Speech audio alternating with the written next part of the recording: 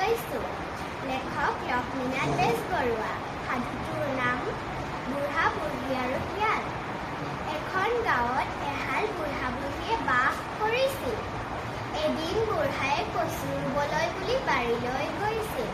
কচু ৰুবলৈ লওঁতেই কাষৰ হাবিৰ পৰা এজাক শিয়ালে দেখিলে আৰু সিহঁতি এটা টেঙৰ বুদ্ধি খটাই বুঢ়াক সুধিলে, ককা, আপুনি কচুখিনি সিজাই ৰুইছে নে কেঁচাই ৰুইছে? বুঢ়ায়ে ক'লে, বোপাইহঁত, মই কচুখিনি কেঁচাই ৰুইছোঁ।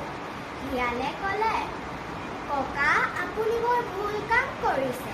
কচুখিনি সিজাই ৰুলে চাব, এদিনতে দীঘল দীঘল হৈ গজি আছে। বুঢ়ায়ে সেইমতেই কচুখিনি সিজাই ৰুই থলে আৰু ৰাতি গোটেইখিনি কচু এজাক শিয়ালে আহি খাই পেলালে। পাছদিনা ৰাতিপুৱা শুই উঠি বুঢ়াই বাৰীলৈ চাবলৈ গৈ দেখে যে কচু এডালো নাই। বুঢ়ায়ে গম পালে যে কচুখিনি শিয়ালে খালে।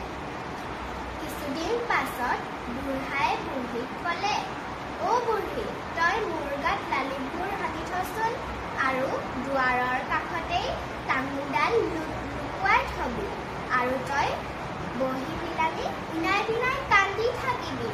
বুঢ়া মৰিল, বুঢ়াটো মৰিল। যেতিয়া শিয়ালকেইটা আহিব তই শিয়ালকেইটাক কবি, মোৰ বুঢ়াটো মৰিলো বোপাইহঁত, তহঁতি ভিতৰলৈ গৈ উলিয়াই আনি খাগৈ যা। সেইমতেই বুঢ়ীয়ে বহি পিনাই পিনাই কান্দিবলৈ ধৰিলে, মোৰ বুঢ়াটো মৰিলো, মোৰ বুঢ়াটো মৰিলো। তেতিয়াই শিয়ালকেইটাই আহি বুঢ়ীক সুধিলে, অ আইতা, কেলৈ কান্দিছে? বুঢ়ীয়ে ক'লে, মোৰ বুঢ়াটো মৰিলো বোপাইহঁত, তহঁতি ভিতৰৰ পৰা উলিয়াই আনি খাগৈ যা। যেতিয়াই শিয়ালকেইটা ভিতৰলৈ সোমাল তেতিয়াই বুঢ়ীয়ে দৰজাখন জপাই ক'বলৈ ধৰিলে, এটা সোমালো বুঢ়া, নাহৰৰ টাকুডাল বুঢ়া, দুটা সোমালো বুঢ়া, নাহৰৰ টাকুডাল বুঢ়া, আটাইকেইটা সোমালো বুঢ়া, নাহৰৰ টাকুডাল বুঢ়া। বুঢ়াই একেই জাপে গোটেইকেইটা শিয়ালকে একোব একোব দিলে। শিয়ালকেইটাই কোনোমতে বাচি ইফালে সিফালে লৰ দিবলৈ ধৰিলে। কিছুদিন পাছত বুঢ়ীয়ে বুঢ়াক ক'লে, অ বুঢ়া, মই ছোৱালীজনীৰ মুখখন বহুত দিন দেখা নাই, আজি তাইৰ ঘৰৰ পৰা আহোঁগৈ এপাক।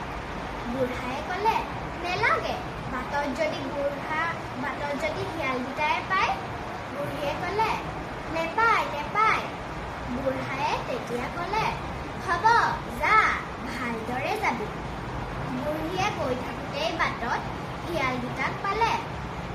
শিয়ালকেইটাই ক'লে, বুঢ়ী, সিদিনাখন আমাক তই মাৰ খুৱাইছিলি নহয়, আজি তোক আমি খামেই খাম। বুঢ়ীয়ে ক'লে, বোপাইহঁত, মই ছোৱালীজনীৰ মুখখন বহুত দিন দেখা নাই, মই ছোৱালীজনীৰ মুখখন এবাৰ চাই আহোঁগৈ, ঘূৰি আহোঁতে তহঁতি মোক বাৰু খাবি। শিয়ালকেইটাই ক'লে, বুঢ়ী, তই যদি ঘূৰি নাহ? বুঢ়ীয়ে ক'লে, কেলৈ নাহিম, আহিম আকৌ। সেই কথাষাৰ শুনি শিয়ালকেইটাই বাট এৰি দিলে আৰু বুঢ়ীয়ে জীয়েকৰ ঘৰত গৈ বহি ভাত পানী খাই আহিবৰ সময়ত গোটেইখিনি কথা ভাঙি পাতি ক'লে আৰু জীয়েকে ক'লে, আই, মোৰ ঘৰত এটা ডাঙৰ লাওৰ খোলা আছে, তই তাৰ ভিতৰতে সোমাই বাগৰি বাগৰি যা, তোক শিয়ালকেইটাই নেদেখে। সেইমতেই বুঢ়ীয়ে লাওৰ খোলাৰ ভিতৰত সোমাই বাগৰি বাগৰি আহি থাকিল। কিন্তু শিয়ালকেইটাই দেখিলে যে এটা লাওৰ খোলা বাগৰি আহি আছে। শিয়ালকেইটাই ভাবিলে, এইটো লাওৰ খোলা নহয়, ইয়াৰ ভিতৰত নিশ্চয় কিবা এটা আছে। সেইবুলি তাহাঁতি দৌৰি দৌৰি গৈ লাওৰ খোলাটো ভাঙি চালে আৰু দেখিলে যে তাৰ ভিতৰত বুঢ়ী।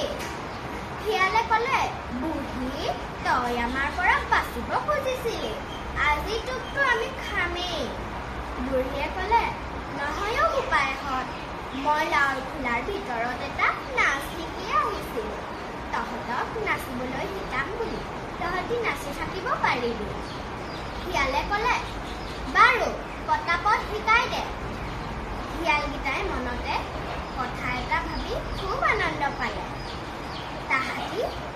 খাবও পাব নাচিবও পাব বুঢ়ীয়ে ক'লে বাৰু তহঁতি অকল হয় হয় হয় কৈ চাপৰি বজালেই হ'ব মই গানটো গাইছোঁ